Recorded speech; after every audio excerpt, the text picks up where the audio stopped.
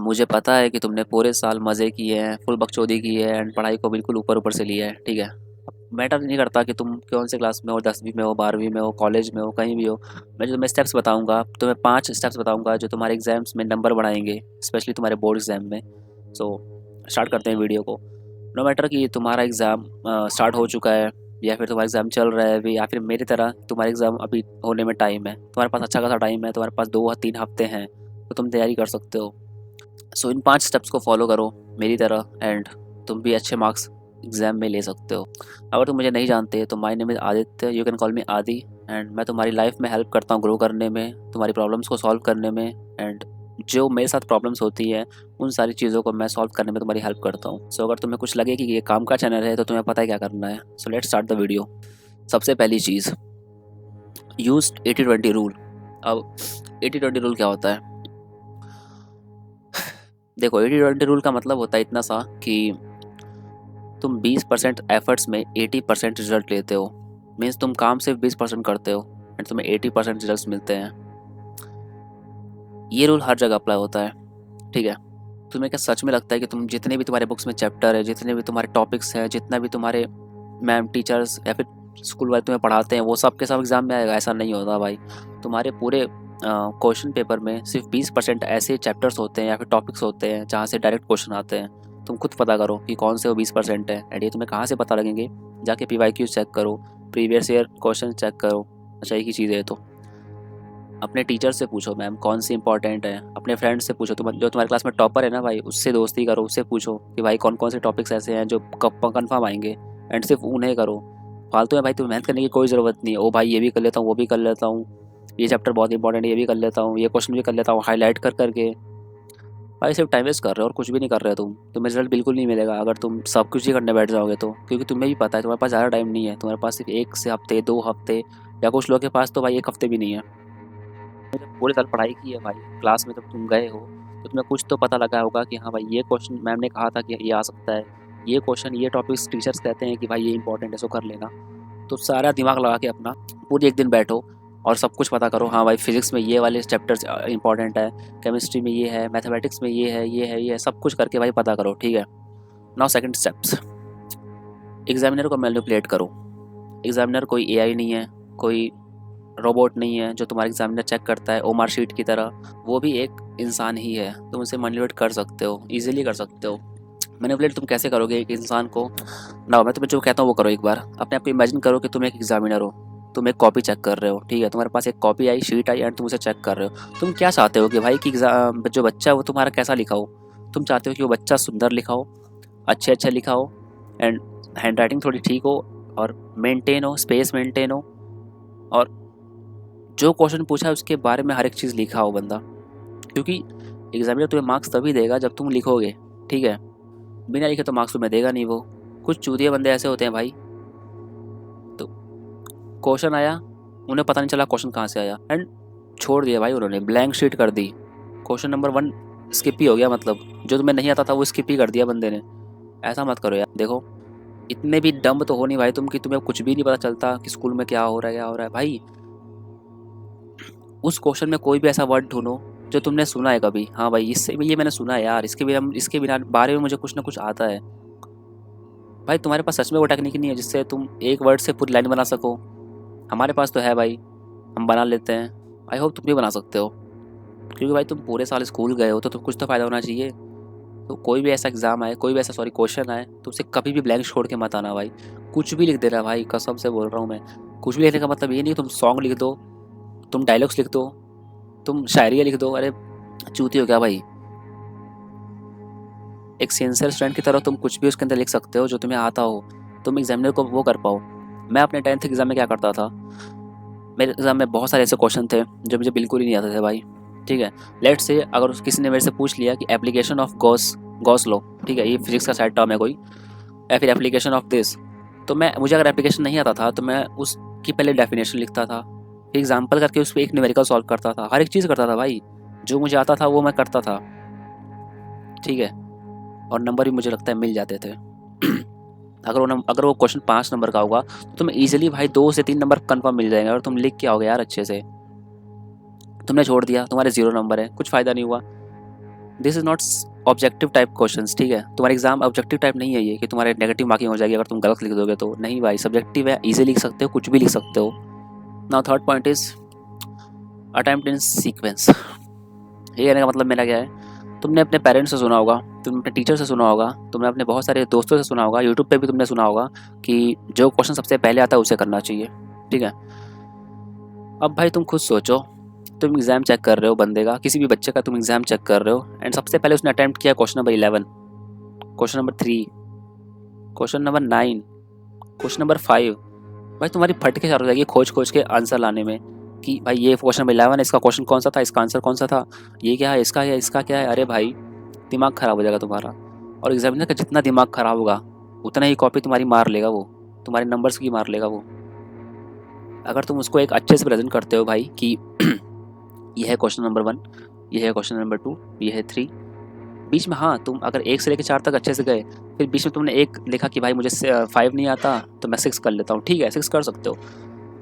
अब भाई चूतिया बंदे क्या होते हैं, direct question number 9, question number 10, question number 3, question number 15।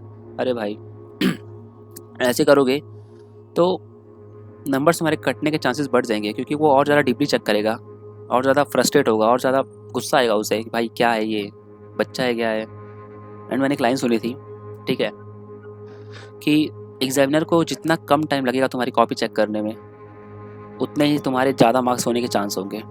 सो अटैम्प्ट करो सीक्वेंस में, ठीक है। अब मुझे पता है तुम हर क्वेश्चन नहीं आता होगा, लेकिन ट्राई करो यार अटैम्प्ट करने का। लेट्स से तुम्हें पहला क्वेश्चन ही नहीं आता, तो भाई तुम स्टार्ट करो दूसरे क्वेश्चन से, दूसरा तो आता होगा, तीसरा तो आता होगा भाई कम से कम। तो हाँ भाई ऐसा करो। नाउ टेक्निक्स, देखो 2 टाइप से क्वेश्चन आते हैं तुम्हारे एग्जाम में, ठीक है, एक होता है थियोरेटिकल, एक होता है न्यूमेरिकल। अब दोनों के अलग अलग टेक्निक्स है। सबसे पहले बात करते हैं थियोरेटिकल की। थियोरेटिकल में तुम्हारे केमिस्ट्री वगैरह, इंग्लिश वगैरह और भी सारी चीज़ें आती हैं। तो उसमें क्या कर सकते हो, सबसे पहली चीज़ है कि तुम उस एग्जामिनर को क्वांटिटी दिखाओ। जैसे कोई 5 नंबर का क्वेश्चन आया थियोरेटिकल, एंड तुमने लिख दिया भाई छोटा सा, इतना छोटा सा लिख दिया, तो भाई वो तुमने भले ही सही लिखा हो, तुम्हें नंबर बिल्कुल नहीं देगा वो। अगर कोई 5 नंबर का क्वेश्चन आया है तो 5-5 लाइनें के 3-4 पैराग्राफ दिखाओ भाई उसे, भले ही तुम एक ही चीज़ घुमा घुमा के लिखो, बट दिखाओ भाई उसे, क्योंकि जो दिखता है वही दिखता है, तुम्हें पता है, ठीक है। क्वेश्चन को तुम बड़ा कैसे कर सकते हो, ग्रामर का यूज़ करो,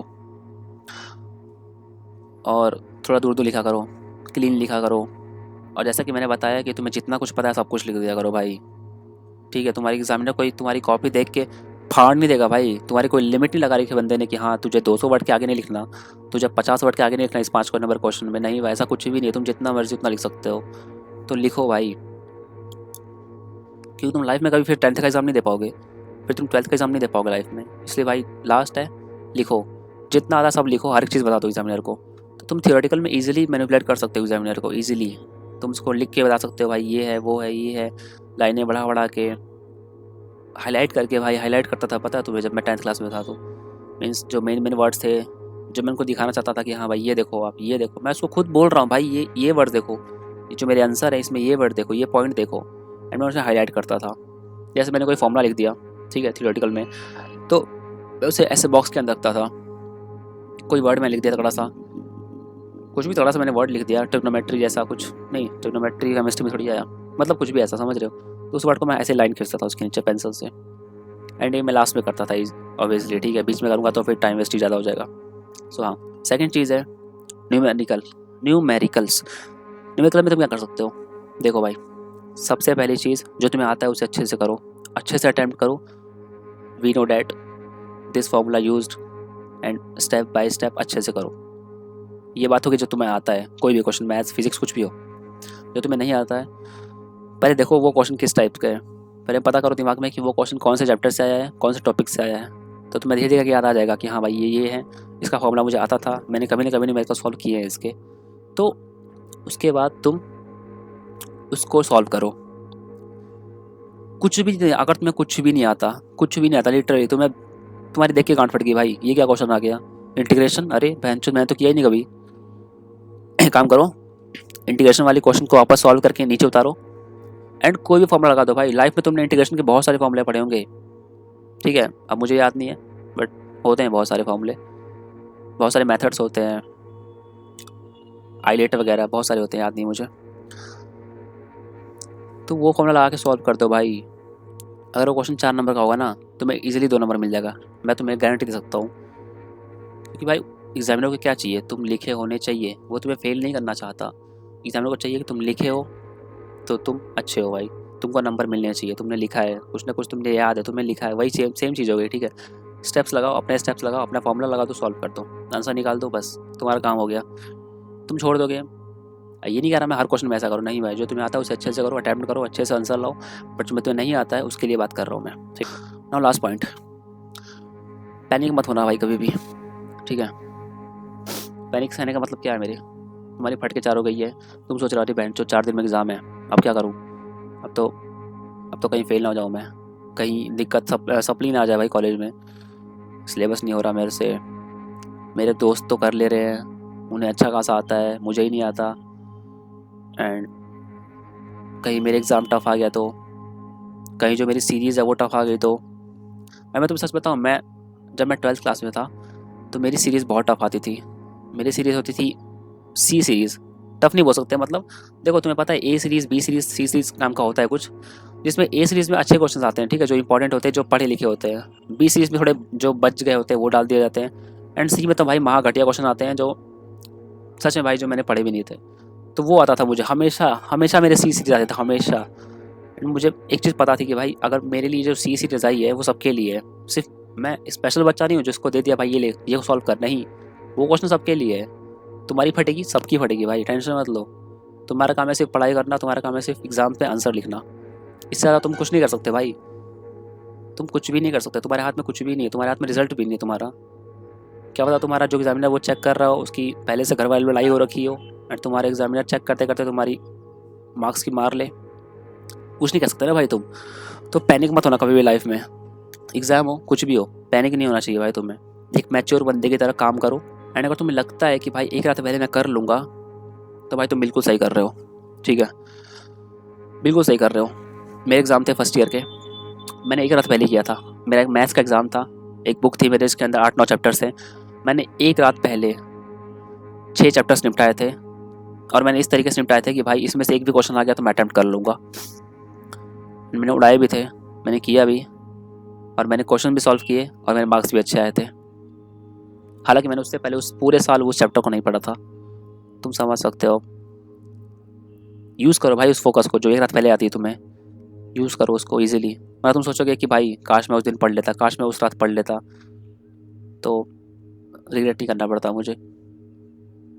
क्योंकि भाई एग्ज़ाम देने से मतलब है भाई, मुझे पता था मेरा लास्ट एग्ज़ाम है, अगर मैं एक रात पहले करता हूँ, भले मैं एग्ज़ाम देने के बाद आके बेहोश हो जाऊँ भाई, सो यूज़ करो उस एक रात को, ठीक है ना। वीडियो को एंड करता हूँ। तो अगर तुम्हें कुछ सीखने को मिला होगा तो तुम्हें पता क्या करना है, सो तब तक के लिए take care and stay strong.